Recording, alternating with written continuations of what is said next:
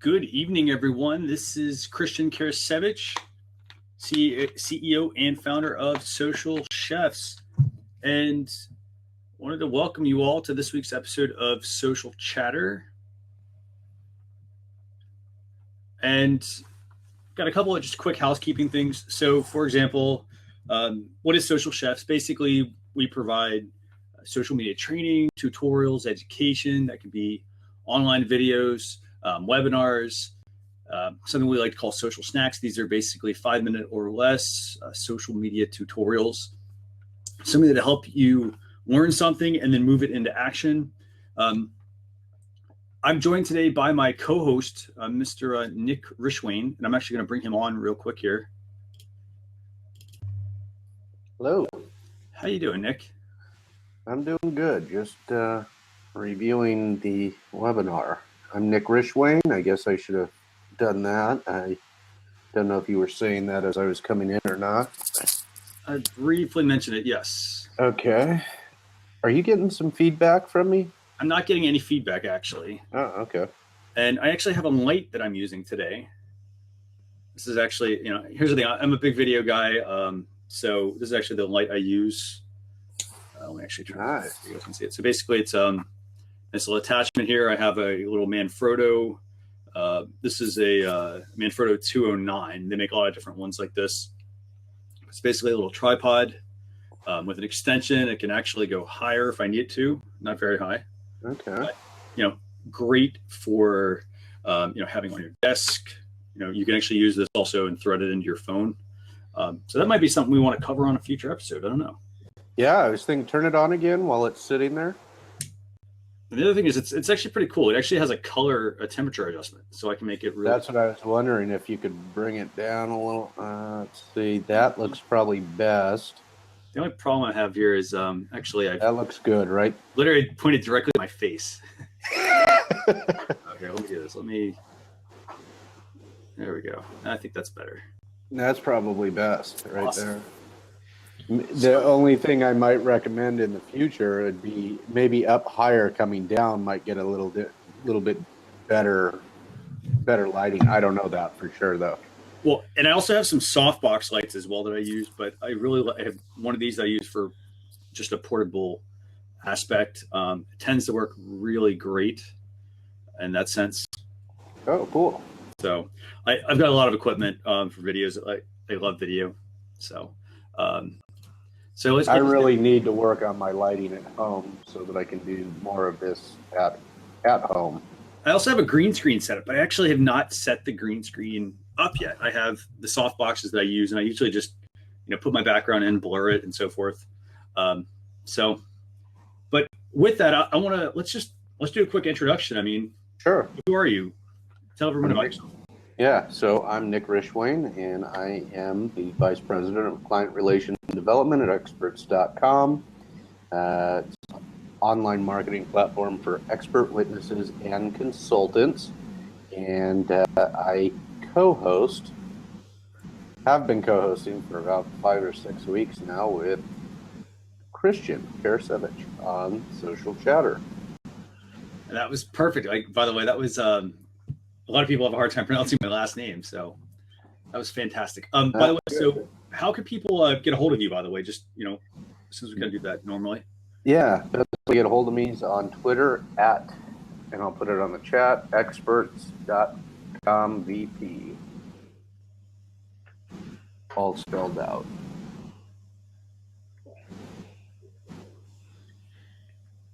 Okay, awesome. I'm actually. By the way, I got the iPhone 7 earlier this week. Oh, you did? And I'm actually in the process of backing up and restoring on the new device. I gotta say, I've said this earlier. I'm a gadgets guy. I love technology, and this is a fantastic device. From the little bit that I've been able to use it, that might be something we also want to talk about later on a future episode, because I have tons and tons and tons of apps, but we always do this every week, like with Social Chatter. We talk about social media news, and we talk about tools that we've also found as well that are, that we think are relevant in a business. It could be something to help you create better content or create content faster, but it could also be a tool to help increase your productivity. I think last week we talked about, what did we talk about? Let's see. Last week we talked about Google Allo, Google messaging platform, that, tied into Facebook. Sorry, it had Facebook and Snapchat similarities to it.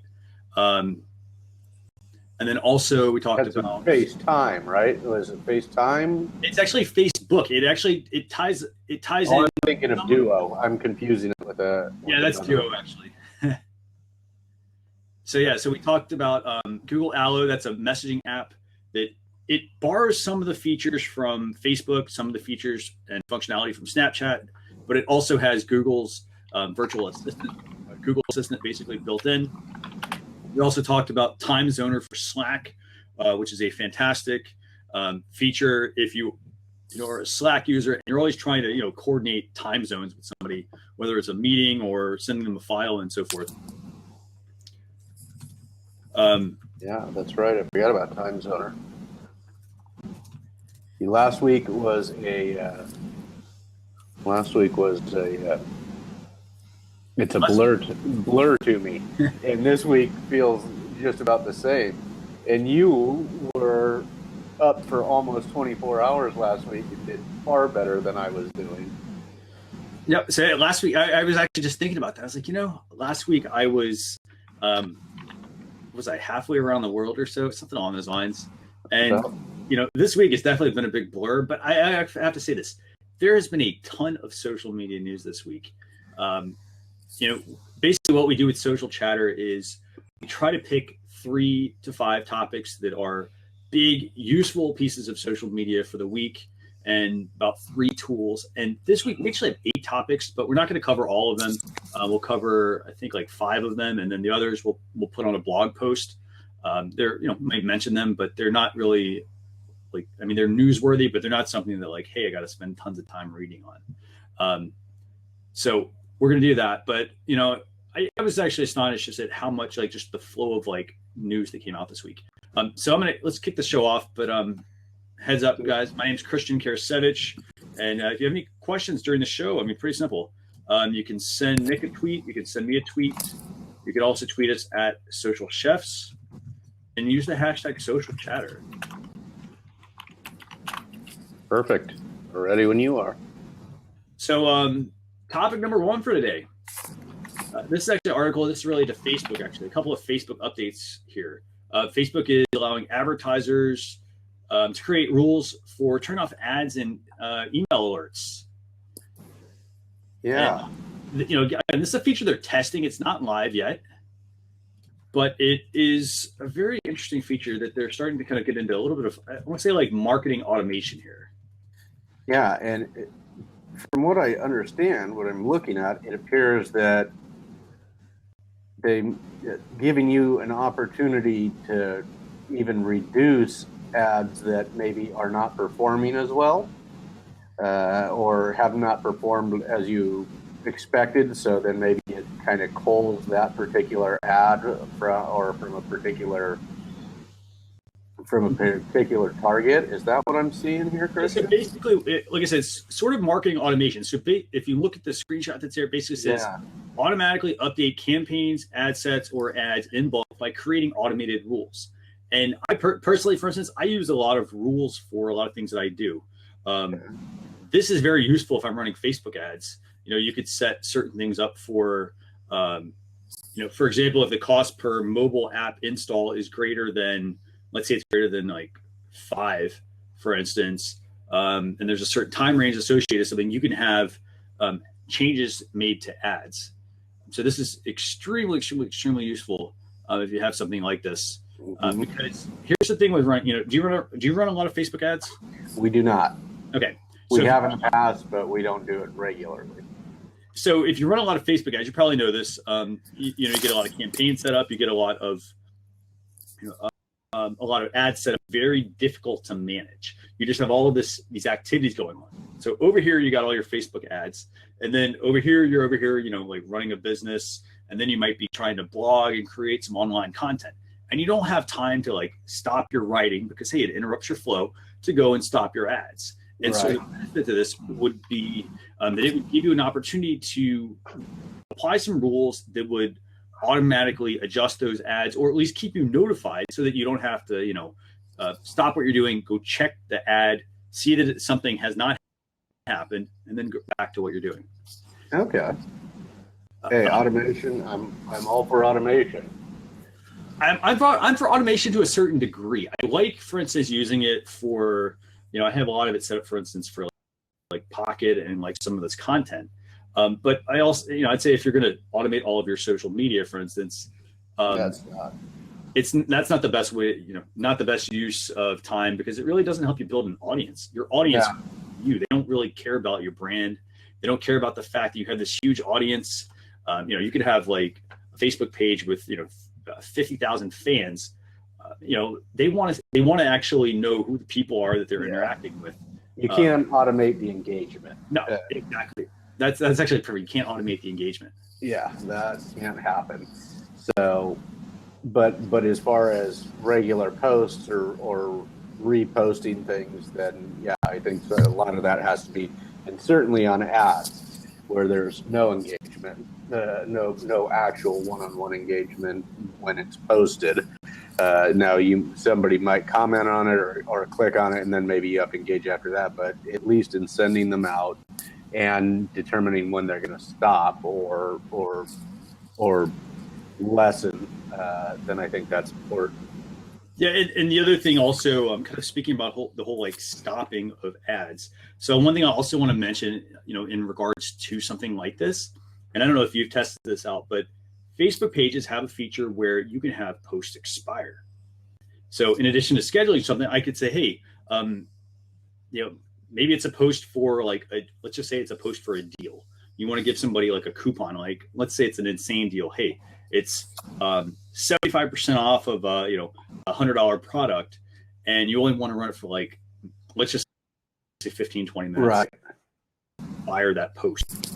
I would say if you're going to do something like it, by the way, make sure you test that beforehand. Yeah. Just set it and forget it. Right. Right. To hear with a lot of like what I think it was Ron Popeil, I think. Yeah, and it sounds like it's something you may also want to set up for an event. If you were advertising that an upcoming event's happening, but we don't need it past September 29th. Mm-hmm. Absolutely. Yep. So just have this particular event end the day the event ends, or the day, Mm-hmm. Absolutely. So that's kind of what I want to say with that is, this is a feature they're testing.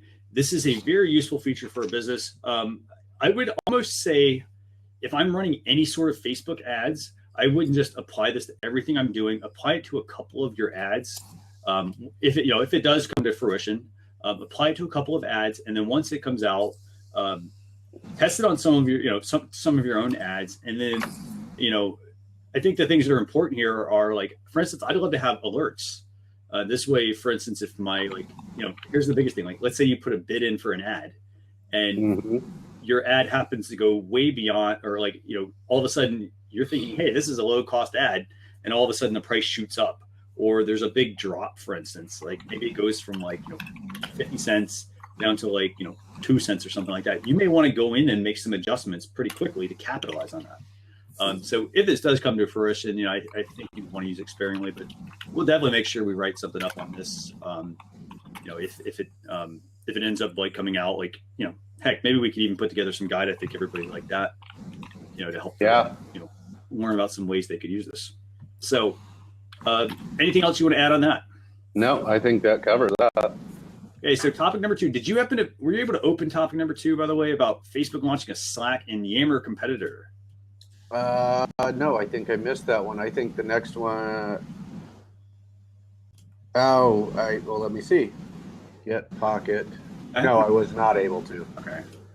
Okay, that one was actually in Pocket. So actually, let me get you the link.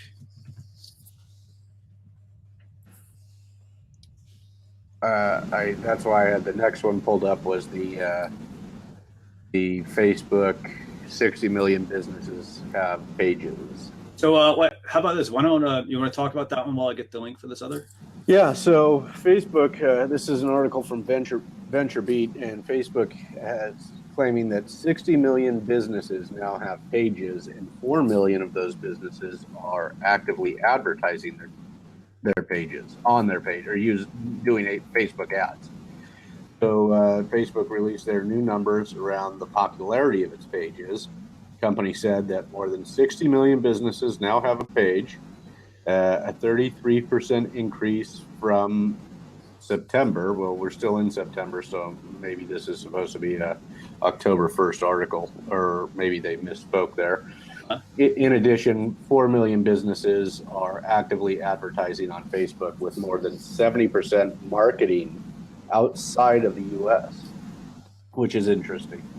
Such a big number of marketing happening outside the U.S. And, you know, they talk about the number one reason businesses succeed or fail is their ability to attract customers. We know that to be true. And Sheryl Sandberg once, the chief operating officer, Sheryl Sandberg, once remarked, building an online presence is hard, and building a mobile presence is even more difficult. And Facebook's trying to use the pages aspect as one of those ways that a company could build their mobile presence if they don't have a mobile-friendly website. The thing that I found interesting about this article that seemed to be lacking was just how little visibility your Facebook business page gets if you're not advertising. So it's interesting. You mentioned that, you know, the visibility part for you was important. So here's the thing. When I looked at this, I was actually surprised that only 60 million businesses have a page. That just, I don't know. Does seem like a small number. That's a good point. I didn't even think about that. It does seem to be a small number. I mean, for instance, like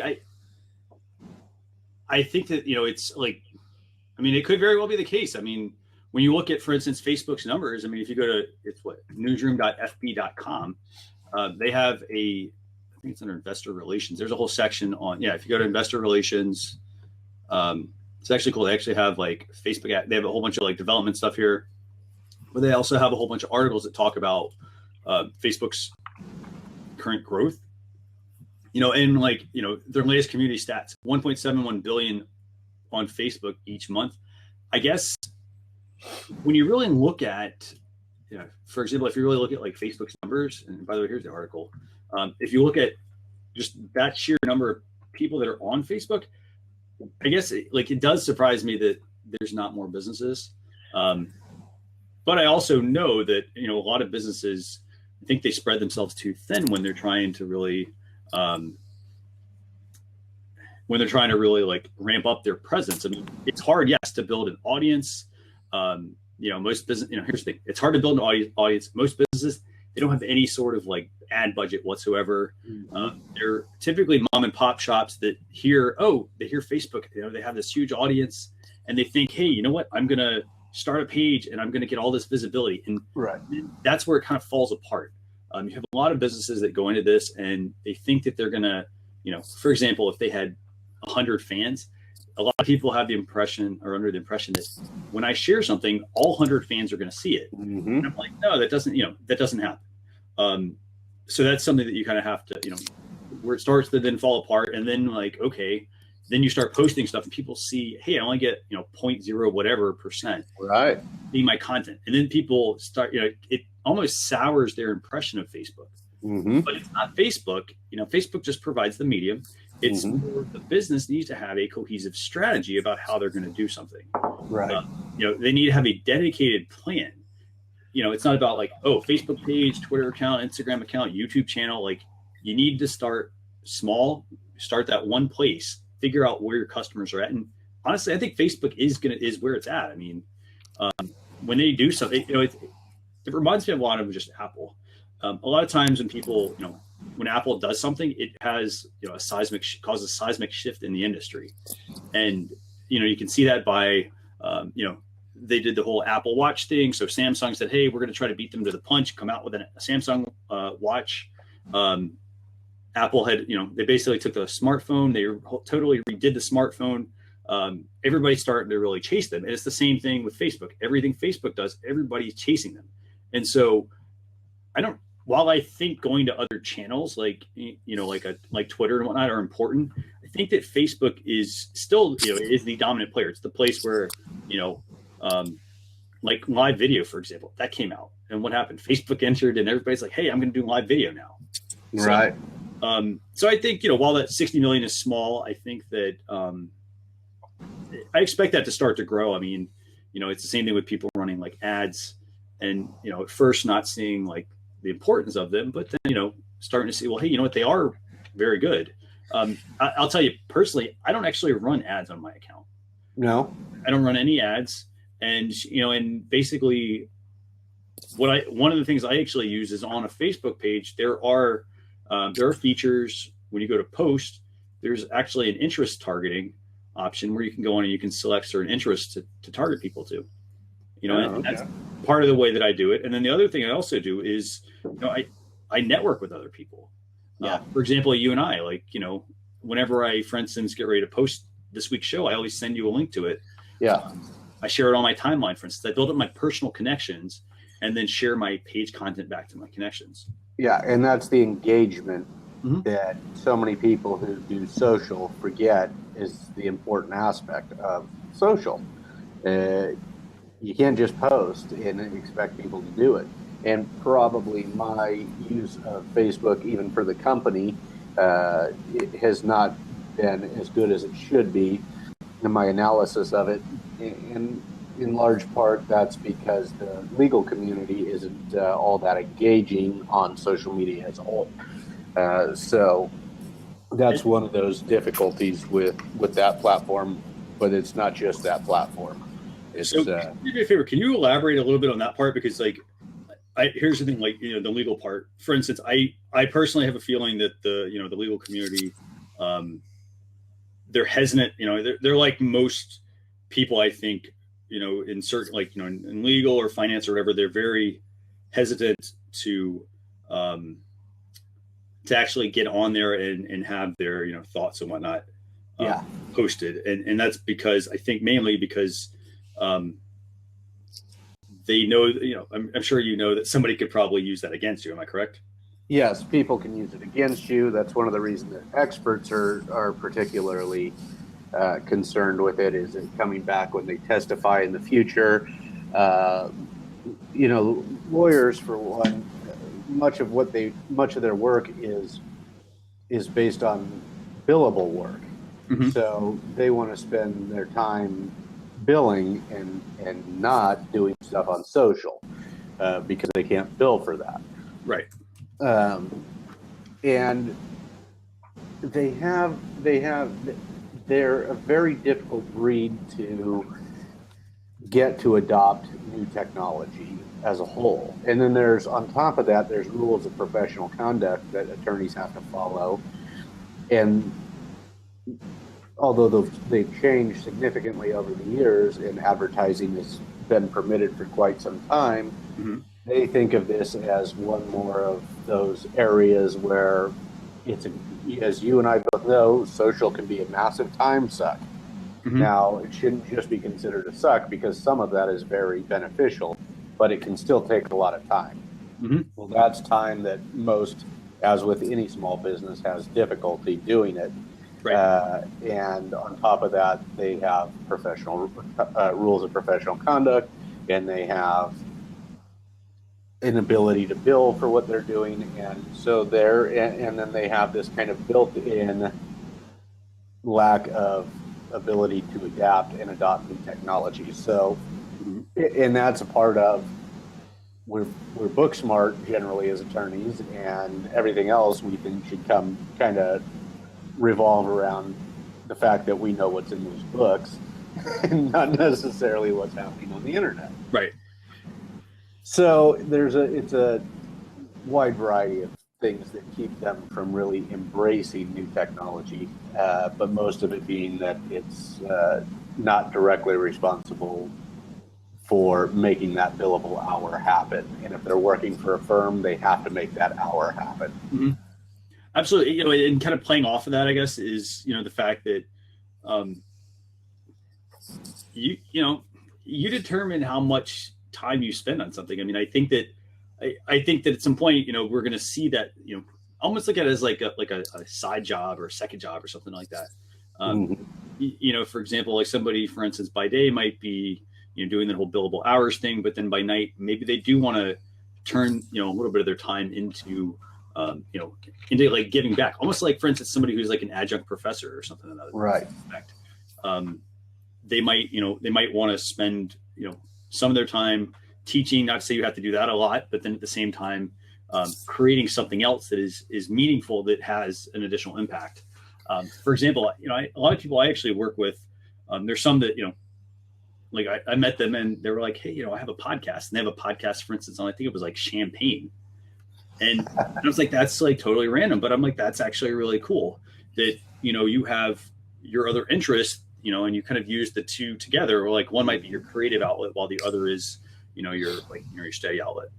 So. That's right. And I think it'll be interesting to see if the attorneys will embrace social as an aspect of maybe their pro bono work, because they are required to do so many pro bono hours every year by the State Bar Association.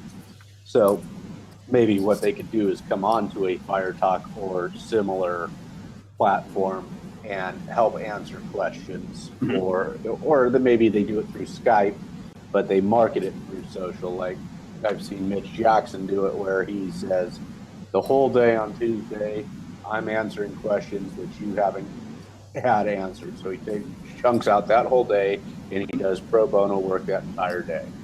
And here's the thing, another thing, for instance, that I do outside of, was that tea or was that whiskey? Tea. I knew what that was. I figured I would just. So, another thing that I do, for instance, aside from my work, with the B2B very large B2B company, is I volunteer like once a month at my local library. I go spend a little bit of time helping people. Might be a small business.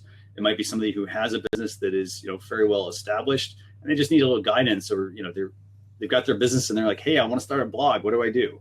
So I try to dedicate a little bit of time there, and it's always fascinating to hear like just how much you can influence somebody and impact them by having those little conversations. Just even if it's just for like 30 minutes or 45 minutes. I mean, yeah. So that's your version of pro bono work. That's what it is. Yep. So I would say, with this, I mean, kind of going back to what you just said, and kind of actually tying two things together, you really have to like balance, life. You're balancing, for instance, work. You're balancing, if you decide you want to do that, for instance, in your case, if you want to do pro bono work, then you balance some of that, in addition to like, so you balance your social side with, your regular work that you have to do. And then, if you have a family, you balance that as well. Extracurricular activities. I mean, really, my dad has always said this, but it all comes back to moderation. Yes. Putting a little bit of time into, spreading your time around, but not spreading yourself too thin. Correct. So, that's right. Same kind of concept with this whole, pages and advertising stats. If you're getting very low reach, look at what effort you're putting into something. Like if you're putting a lot of effort into doing something and you're not getting any return, it doesn't make sense to necessarily continue. Like, for instance, we do this show and it takes us maybe an hour total. Yeah. We're typically, and we've gotten it down to a science where, we're constantly like tinkering with it and trying to like, how do we make it better? Instead of like saying, hey, here's all these topics, let's just pick the best ones. Right. We think are going to have the most value for you. Yeah. The next is, speaking of, to keep it in that area, did you find that pocket link, or should we move on to the next? Oh, actually, yeah, I dropped it here in the chat. Let me find it. Did I miss it? Okay. Actually, it's right there. It's right underneath topic 2. So basically, there it is. I got it. So this will be topic 3. This will be topic 3. Yeah. So topic 3, basically, it's Facebook is launching a Slack and Yammer competitor. Okay. It's funny we mentioned Slack last week. I'm actually surprised that they didn't do this before. Yeah, I agree. I actually personally, I think that we're going to start to see in the next couple of months, and then heading into 2017, I think we're going to start to see a faster cadence from Facebook. They're doing, for instance, this week they did something with Facebook adding group chat polls to Messenger, for instance. That's a way for you as a business to be able to potentially poll your audience. Yeah. So they're adding that, for instance. In addition to that, though, they just added chatbots. They added new payment methods. They just made Messenger really awesome by adding a lot of really useful features, for you as a page to be able to message a business. So now they're getting into this whole thing with Yammer and Slack. Did you have a chance to look at this one, actually? No, you know what? I pull it up and it's a subscription only, so I only get about a paragraph. I don't have that's interesting. Okay. Facebook is nearing a commercial launch of Facebook at Work. Here. Its business-focused social network, and now plans to charge companies based on the number of employees who use the service monthly, Facebook executive said. That's a change from Facebook's earlier plans to offer the software for free, but to charge companies based on additional services they use. So, internally, because we're a fairly small company, we use Skype Instant Messenger, which is, if we were bigger, Slack or Yammer may be more appropriate, but looks like they are going to offer a service that is a little bit more in-depth than an instant messenger here. By the way, here's an additional link to that content. This one's actually over on one of my favorite tech blogs, Engadget. Yeah, this is a good one. That one I think might work for you. Yeah, that one comes up. Awesome. Sorry about that. 2 years of development, 450 companies already on board. Mm-hmm. Facebook at Work is gearing up for a commercial launch of its in-house social network and communications platform, launching it next month. So I'm assuming they mean October with that. Mm-hmm. With 5.25 million users already using the service. Oh, wow. Mm-hmm. This is kind of fascinating. So I almost want to kind of compare this to, for instance, I use a lot of different software platforms in my current job. When you start to, for instance, even buy things like Hootsuite or, I'd say Hootsuite actually, you get seats. And that's kind of what I compare this to, that if I'm a business, I pay a certain fee and then I basically pay per seat, basically. It's almost like the same with I think it was Outlook. For a while, or I think, or BlackBerry. It was BlackBerry when BlackBerry had, BlackBerry phones. Right. Yeah, phones. Yeah. They're not making phones anymore. That was so surprising. But yeah, it's it's actually like BlackBerry enterprise licenses. They basically had a certain limit, I think, on those, and if they were using them, if your business was using them, you had to pay for some additional ones. So I almost want to compare it to that. And I actually could see them taking this and actually, if I'm a business, maybe I want to shut off access to Facebook on my corporate intranet, but yet I still want to, provide the tool. So that's kind of what I see them doing with this. Interesting. Yeah, I'm not sure exactly. I'm assuming that those who are using it are enterprise level already. We get what we need through Skype, and we could go to Facebook Instant Messenger if we wanted, or Facebook Messenger if we wanted to. But I'm assuming this is going to have some more security features and ability to have greater attachments and Dropbox-esque type of features to it. I'm assuming. Very possible, yeah. And by the way, I'm reading something really interesting here. So it's talking about, during the trial run, Facebook at Work, they have familiar communication tools like newsfeed, groups, events, and a dedicated messenger app. So I see that, for example, I think this makes a lot of sense for Facebook to roll out in an at work program. I think it makes sense because if they keep the functionality the same, users already know how to use their tools on their phone and that sort of stuff. They know how to, they know how to use them on the desktop. There's no learning curve really involved. They don't have to go take a half-day training to learn all these features they never were really going to use.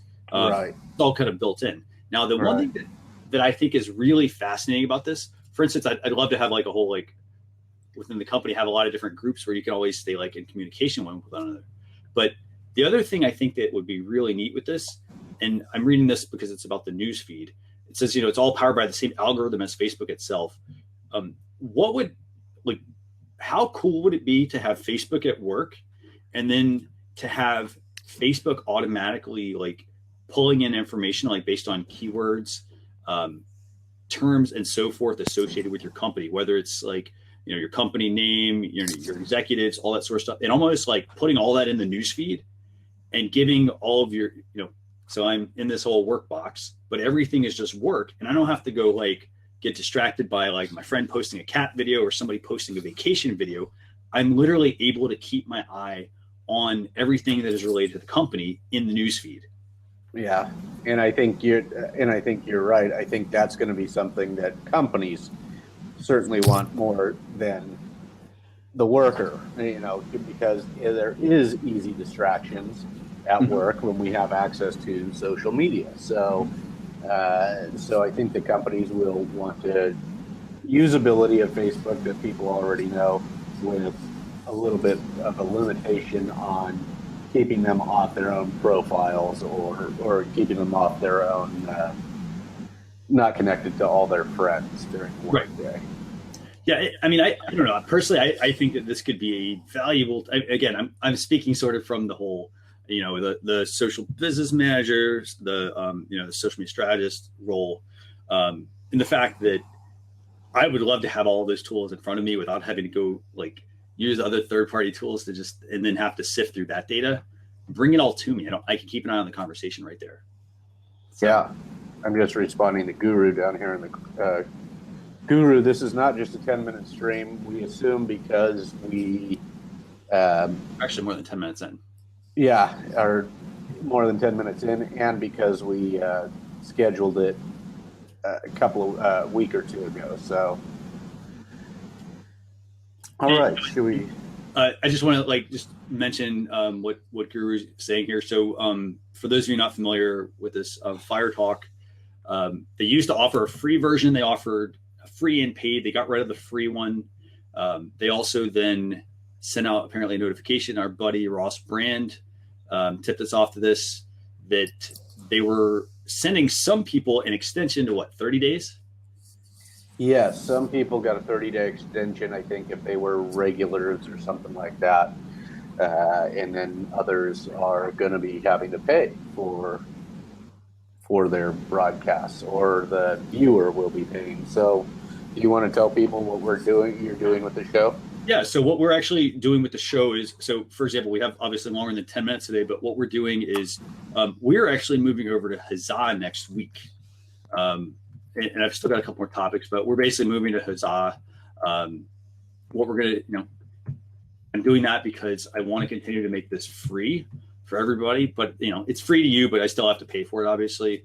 But I want to make it free for everybody because, I want you to get value out of this, and continue to stick with us and, and let us help us build your business for you. So that's basically what we're doing. And this is actually next week's show. If you have an interest in, checking out, subscribing to it, basically. Jay Franco, and by the way, I wish I could see what your name was. But basically, why not YouTube? I think you're referring to like YouTube streaming platform or like Hangouts. Are you referring to either one of those? Which one, Hangouts or the streaming piece? Because they do have a streaming component. I was moving away from the Hangouts piece because I thought they were actually getting rid of the Hangouts. That's my understanding. Is that it may not be phased out altogether yet, but that's my understanding. They were moving from from Hangouts on Air to YouTube Live. And I've got YouTube Live. I have access to that through at least one of my YouTube channels, but I haven't had a lot of time to kind of like venture into seeing what all is available with that. But for now, I wanted to actually try Huzzah. The reason why is because Huzzah also has some features that tie into our Facebook page as well. So that way we can actually be on Facebook Live while we're actually doing a live stream show through a browser. So that's the other reason. So let's see. Somebody said, let's see, Edward, you mentioned the iOS app isn't loading. What's happening there? Is it just like slow, or is it, what's going on? I'm not sure. That could be a connection thing, because I'm noticing some feedback on my end this time too, Eddie. So it may just be the changes that they're making in the back, on the back end. Yeah, here's the thing with Fire Talk. We jumped over to this from Blab, and it worked well for a while, but they kind of just pulled the rug out from under us and said, hey, we're not offering a free plan. Or sorry, they didn't even say they're getting rid of the free plan that they were offering. They literally just removed the feature. Like I said, I think Nick said the only reason why I had this show on this week for heck longer than 10 minutes is because it's because I actually scheduled a lot of this stuff ahead of time. So again, that's why we're moving to Huzzah. And I may move to YouTube Live at some point, but Huzzah I think is going to be what we're going to try for now. And that's the thing with social. You kind of have to like just roll with the punches. Just roll with the punches. One day, I think. And, we just spent a little bit of time, found another alternative, and moved there. So as far as indexing it, Jay Franco, I don't really know. I've not ventured into that. I honestly, personally, I don't really, it doesn't bother me if they don't index my content, because I have my own blog, and everything that I do, basically all these videos, they go up on a YouTube channel and then they go over to a blog as a blog post. So it doesn't matter to me if Huzzah indexes or not. I basically just use the platform to record the video. Yep. Yeah. So, but by the way, I want to thank everybody who's on. I mean, we've got Kelly, we've got Eddie, we've got Jay Franco. I really value you all taking just a little bit of time to watch the show with us, to comment, to ask questions. And by the way, while we're talking about some of these topics, if you could tell me in the comments where, how'd you find out about the show? That would actually be really helpful. Was it an email that I sent? Was it a social media post? Was it, Nick sending something? Was it Ross Brand mentioning it today on his Livestream Universe channel? Or did you get it on the homepage of Fire Talk? Oh, cool. Homepage, okay. Well, this would probably be like Blab, because we were like one of the last people to do Blab when Blab just shut down. So right. It's fascinating. So next one is Periscope. Yeah, Periscope. Yep. Speaking of live streaming, Periscope VIP program. Interesting. And I've heard some of the influential scopers, or at least one that I know of, and not real pleased with this idea of the VIP platform. Periscope wants to recognize some of their top broadcasters who've been essential in helping shape the community. So they're rolling out what they call the VIP program. Mm-hmm. As a member of the VIP program, you'll have access to benefits that will help you grow your audience, increase your opportunities to collaborate with other broadcasters, identify you as a VIP broadcaster, and equip you with tools to help you continue to create and share your live experiences. So this is basically, if you were one of the first folks on and you've built up quite a following, they're rewarding you for building up quite a following. Mm-hmm. That's what it's. This basically turns an influencer. This is like a verification thing in my mind. Mm-hmm. So they say the VIP program is designed for broadcasters who've invested in the platform and continue to share great live experiences. So they're rewarding people who have continued to do. I'm sorry, I was on a screen there. I was leaning over. They're rewarding people who were early adopters and who have continued on Periscope creating content. By the way, so one thing that's kind of fascinating, I'm looking at the VIP levels that they offer. So for example, if I'm like, let's just say I'm the bronze tier. So the minimum requirements are 10,000 followers on Periscope, which by the way, it's not hard to get 10,000 followers on Periscope. It's connected to Twitter. So, yeah. But then what's interesting is average 200 plus total live viewers per broadcast, which that's interesting. If I have 10,000, the math that seems kind of odd.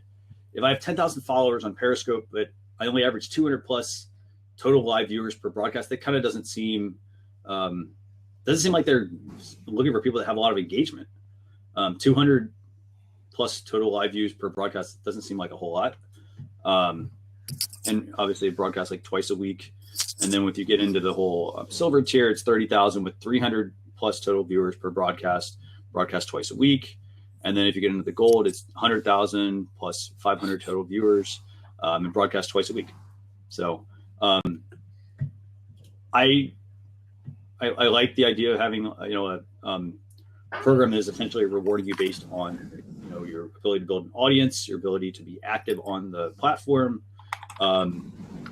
I think for me, I guess, how many of you watching, by the way, how many of you actually are on Periscope and use it quite frequently?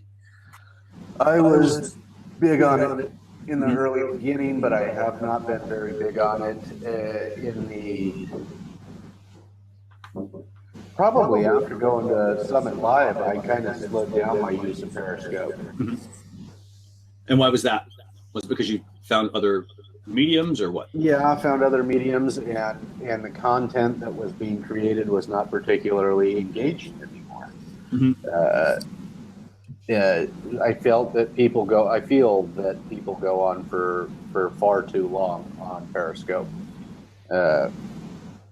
They really need to tone it down. Not always providing value. Well, see, that's actually an interesting point. So there are a lot of that happens a lot with live streaming. So, for example, somebody who goes on Facebook Live, somebody goes on, whether it's YouTube Live, Periscope. It doesn't really matter what the platform is. A lot of people, I think, honestly, it goes back to what we talked about earlier. A lot of people really go into these things without a strategy. Yes, that's where I think everybody's getting stuck. I mean, they go on there and then they just ramble. Mm-hmm. And, and they're not really providing any value or anything substantive. And so I can't stick around for that. I have too much going on. Right. And it's so fascinating because I love the fact that it is an enabler. It makes it easy for people to be able to start using these things, because the technology is, previously it used to be really difficult to do these sorts of things, but nowadays you can do it all you want. And, but it still comes back to, you have to have a good strategy. For instance, we have a strategy for the show that we do. Everything is very similar. We initially start out with a lot. I said this earlier if you missed it, but we start out with, we start out with a certain number of topics. We narrow them down and we say, hey, what's the best content that we can give you for the week?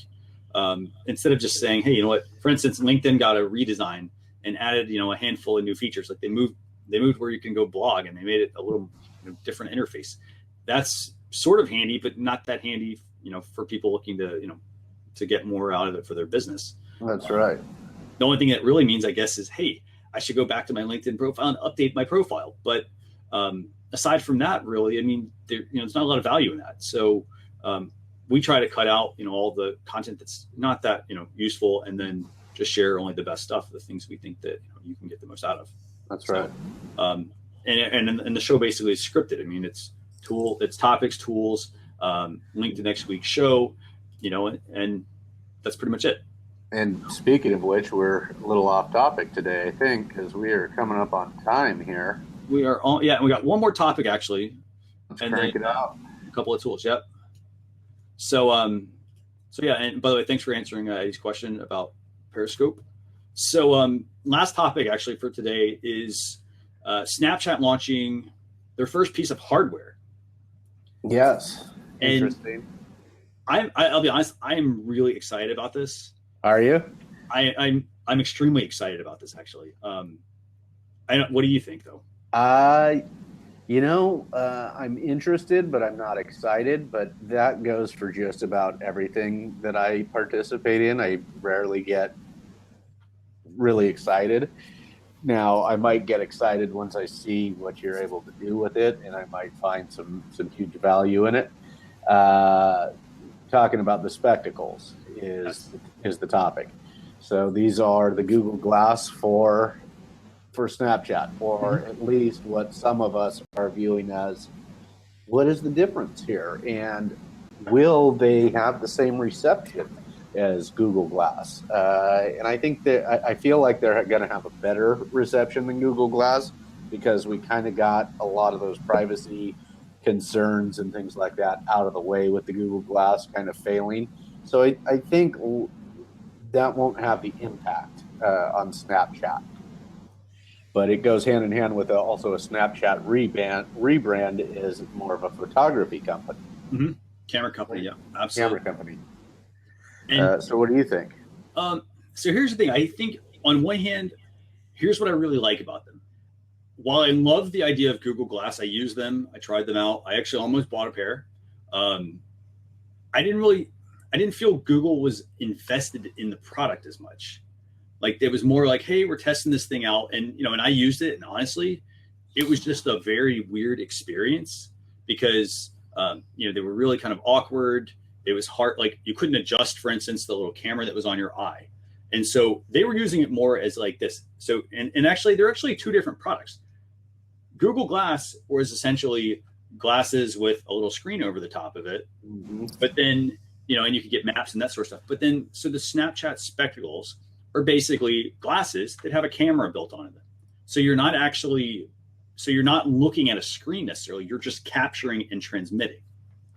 There's a big difference there. And so the reason why I'm so excited about this is, and honestly, I really think that this should be something that Facebook should have something like this, which I think this actually might spur them to do that. Of course. They should have something.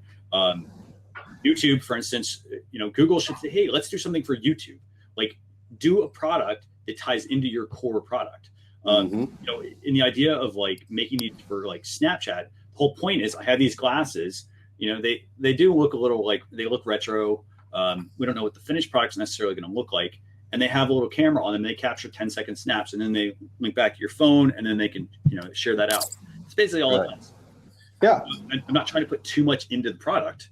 I'm basically giving people a way to have this information to capture something that I'm seeing right now without having to like get this out, without having to have that awkward selfie stick mode where it's like, hey, what's my shoulder doing over here? Right. Type of thing. So that's why I'm really excited about this. The reason I'm less excited. And the price tag. That? $130 price tag. Yeah, that's pretty good. That's a big difference from what was $3,000 at the beginning of Google Glass down to about $1,500 or something. Absolutely, yeah. Mm-hmm. Yeah. The reason I'm less excited about this than you is probably likely you could figure it out by looking at your face and looking at my face. I can't see without them. Mm-hmm. So if they had a little attachment to my prescription glasses that would allow me to do the same thing and transmit it by Bluetooth to my Snapchat account on my phone, that might make me more excited. But I'll just be walking around blindly bumping my head on stuff if I put these spectacles on. And so here's the thing. If they come out with something like that, I sort of almost see it like almost having two different versions of their glasses. So how many, for those of you watching, Sony had a camera, that Sony had digital cameras, that sort of stuff at one point. They came out with an attachment that basically would let you use your smartphone screen. And then you had this little camera that you could like take and do whatever you want with. And it could actually attach to your camera and give it a better lens. I could almost see, again, who knows? I could see Snapchat coming out with, because you don't really need the like glasses part. You really just need the attachment. And I don't know how big that's going to be on the glasses. I don't either. I would think that, hey, maybe they want to come out with like almost like a stylish version that fits with, for instance, your glasses. Have another pair that might be like a pair of sunglasses or something. Right. That to me would make more sense, and I then may be more excited about trying it out or testing it out. But nevertheless, it gives it. Snapchat has not been selling a product yet. They've been selling ad space and geo filters and things like that. So all marketing related. Now they're selling a product that may help and assist with that. This changes what you can do, especially for those adventure seekers, what they can do if they can throw the glasses on and then hang glide and snap hang gliding, or things that they can do without risking losing the phone. Right. So I think you can get a little bit more creative with your snapping with these spectacles. So it'll be interesting to see. Yeah, I mean, and again, we haven't tried them, so who knows? Maybe the camera, maybe all the parts are in the glasses. Maybe maybe the camera ties somehow into the lenses. I'm not sure. We don't know. I'm looking forward to getting my hands. It's been pretty big news. I would say it might even be the biggest news of the week. Mm-hmm. Just because Snapchat is such an up and comer. Absolutely, and I think also it's very interesting because it's a big shift in the company's strategy. Like you just said a second ago, they went from being a marketing company, like to offering advertisements and geo filters, to being a camera company. Yes. So they now have and now selling products in addition to advertising, which I think is great, because we have we really seen, other than Facebook with Oculus, have we really seen any other social media company sell a product, an actual physical product? Not at all. I mean, and it's weird because, like I said earlier, like you would think that some of these companies would have done this, like YouTube. Why, for instance, YouTube could have actually sold a portable kit, like almost like a little portable lighting kit, or some sort of little like tripod kit with you can put a tripod together. Mm-hmm. You could have sold a dozen things. Mm-hmm. And they could have had those like video kit for absolutely, like for iPhones or whatever, and say, hey, download our app, and then here we also have this attachment, like boom, you got a kit. Absolutely. So just to get us back on track, by the way, so those are the topics for this week. But I also have a couple others that we talked briefly about. LinkedIn, their new redesign, Facebook adding group chat polls to Messenger. Twitter Moments is now available to everyone. All that, by the way, will be available in a blog post recap. And I just want to put a link in here to that. That's not available right now. So if you go to this link, it will not work. By the way, if you're taking a snap, let me know, so I'll smile. Oh, I'm not yet, but I'm going to. But everything will be available as a blog post. I think it'll be up like later tomorrow. But I want to quickly jump into our tools for today. You got some time? Yeah. Yep, I can do it. Let's knock them out quick. The tool number one, and again, we try to share stuff that is useful for you. So tool number one is an app called Artisto, and this is an app. It's a video app for basically taking your videos and making art filters and movie effects. All right. Essentially how they're. And I'm looking down. Yours came out way better. I'm posting it. So Artisto, available for iOS, available for Android. Basically, it's a video editing app. It takes your video content and then it lets you apply some really slick looking filters to give your video a different effect. Personally, here's the thing: when people make videos, like you go watch a movie, for example, they apply different, they apply color grades to the film stock. And so they shoot it normally, and then they apply color grades that might, for instance, give it a certain look, a certain feel. For instance, if you want to shoot a Western, maybe you'll add a color, like a grade to that film that will make it more orange, for instance. If you want something that's very like 1970s, you might, you change the costumes people are wearing, but you apply like more blue film stock over top. So cool. This app lets you do that, and it's a free app. It lets you basically make your videos a lot more enticing. And I wouldn't say use it for everything, but I think that it's very useful for experimenting and seeing what kind of content you can create for your business.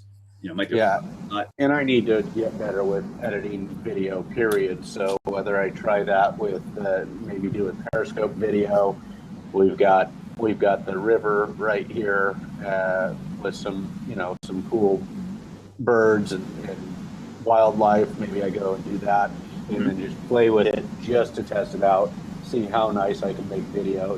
That's how I would think to do it initially. Yeah, and just test it out. Absolutely. And this app has 300 plus reviews, 4.5 stars. Very useful app. And I'd say, if you want to test it out, just shoot some video footage, and then feel free to reach out to us on our social channels, and we're happy to help you brainstorm some ideas. Yep. Okay, tool number two. It's an app called Momento, This is actually a really neat app. I've been playing around with iOS 10. I think you're using iOS 10 now, right? I am. Yep. So a new feature within iOS 10 is the Messages app. It got a whole new app store. So you have your regular app store for downloading apps onto the phone. But if you're sending messages, for example, let's say Nick and I are over here having a conversation through Facebook, or sorry, through Apple's Messages tool. Yeah. Let's say while we're having this conversation, Nick is like, "Hey, can you send me that Canva image, for instance, that I took?" I don't have to actually leave the Messages app. Now I can actually go over in Messages and add different apps that are specifically for use within the Messages tool. Okay. Now, like I said, one of those tools is Momento. Momento is basically a way for you to create animated. It basically will create animated GIFs automatically. That you can, it uses your photos to help you create stuff. But it's kind of neat too, because you can also go in and you can pull in some text and so forth and create a really useful piece of content that you can share on your social media channel. Okay, cool. Yep. So, and I'd recommend actually exploring the whole Messages app store, which you get to by going to the Messages app. Install iOS 10, go to Messages. There's a little arrow next to your message when you're typing one, and it will have an app store icon. Just tap on it and you'll be able to find a lot of these apps as well. There's like stickers. There's also I have not explored that. I'm glad you reminded me. I forgot about that. It's cool. I mean, you can do like Evernote. You can draw like almost like Snapchat. You can draw like create videos and draw and stuff. So this is basically an add-on for that. Excellent. And then the third tool I want to share with everyone today, and I found this, I was really excited about this. So it's called ScreenMeet. Yeah, I'm looking at this one right now. And easily screen share slides, sites, documents, and your camera. Screen sharing for sales and account management teams. No install for the viewer. ScreenMeet is incredibly easy and simple to use. No more downloads, plugins, or slow setup. Finally, iPhone, iPads. So this is like I can show you what's on my screen just really simply. Mm-hmm. Okay. And it's pretty. You basically get, for instance, I use the name is what's that app called? I use a couple of different screen sharing apps. What's the one? Join Me. Sorry, I use Join.me for instance. Right. It's always interesting because you have to go and download the app. Then they give you a code, and the code is always, usually kind of weird. Then you have to tell the person what the code is. In this case, you actually have a certain URL, a custom URL, like ScreenMeet.com/Eugene, and you can decide what you want to share, whether it's your browser, whether it's a file, an image, or so forth, and you can share it right from your device. Okay. I feel like this is similar to Appear.in. I think Appear.in allows you to do much of the same stuff, but I don't know that I have not played with Appear's mobile setting yet. I just actually downloaded the Appear.in iOS app, so I should play with that. But I think it allows similar stuff. So it says share your screen. We'd have to try that and kind of see how it works. Yeah. I don't know how advanced share your screen really is. Is it, am I sharing my camera? Am I sharing the actual screen? Am I sharing my browser? Am I, just sharing the camera? It kind of looks like it's just the camera, but we'd have to test that out. Yeah. But I found this, and I was excited about it. And the reason why is because it's always hard to do screen sharing. Like from mobile. When you say, what are you seeing sometimes when we're on Messenger, and you're like, can you tell me what you see with this? Sometimes I just go and snap the picture with my phone and email that to you because it's easier than explaining it. Mm-hmm. The problem being with iMessage is I can't just easily, or with Messenger, I can't just easily upload from my camera roll. I actually have to take the picture right in Messenger. Yep. So, not that that's a real problem. It's just I forget sometimes and I go into Messenger and go, why can't I upload this picture from my phone, from my camera roll? Mm-hmm. So I'd say this would be a good app to test out. If you're giving any sort of like, this is the power of like mobile. If you're giving any sort of training, it's not about having like, oh, I got to take my laptop and I got to get a projector and whatnot. And Eddie, I'll answer your question in a second. But basically, instead of me going and taking all this equipment, I could just use my phone, use my internet connection, share my screen, and show you what I've got. Now, one thing I do want to mention, and this is actually very cool because the Apple Message app that we were talking about, it has a very neat feature. So, for example, and this is only available in Messages right now, but I could see this totally being something that could be expanded, maybe even to this phone. But I can go into the Message app. I can go in and tap on the camera icon, and then there's an option where I can actually pull up a video and record a video.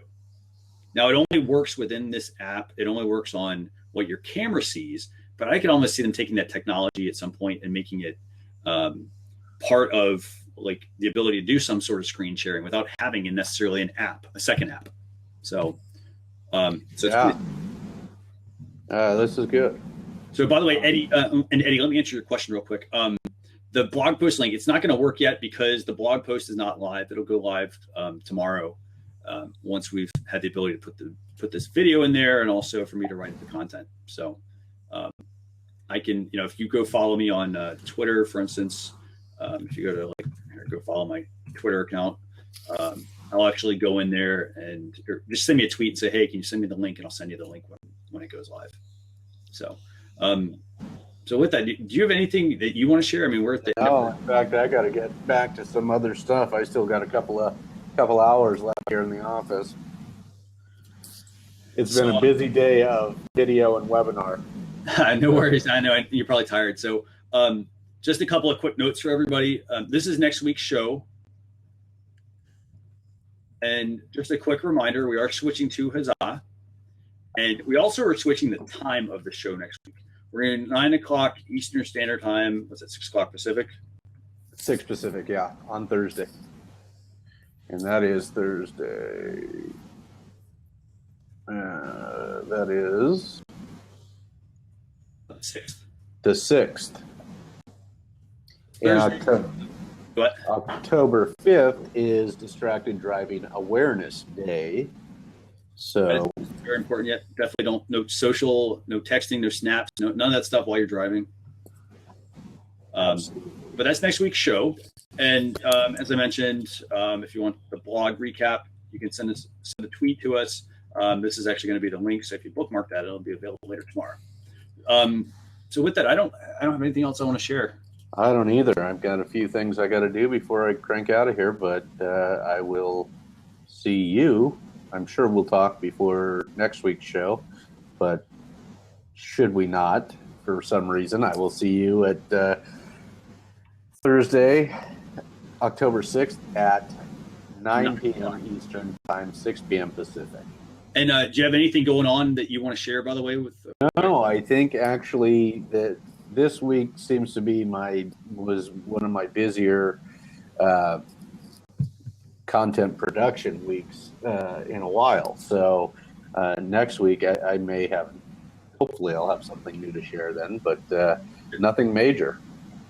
Awesome. Well, I'm glad to hear all your content went well. We'll talk offline about the webinars and whatnot. But I want to thank everyone for watching the show. If you have any questions or you have ideas that can help us improve it, feel free to send us a tweet or reach out to us. So thanks a lot. And hang out on Huzzah next week. Absolutely. I'm looking forward to trying that one. So, yeah, you'll like it. It's pretty easy. Yeah. Awesome. All right, man. Have a good one. You too. Thanks. All right. Bye. Thanks. Bye.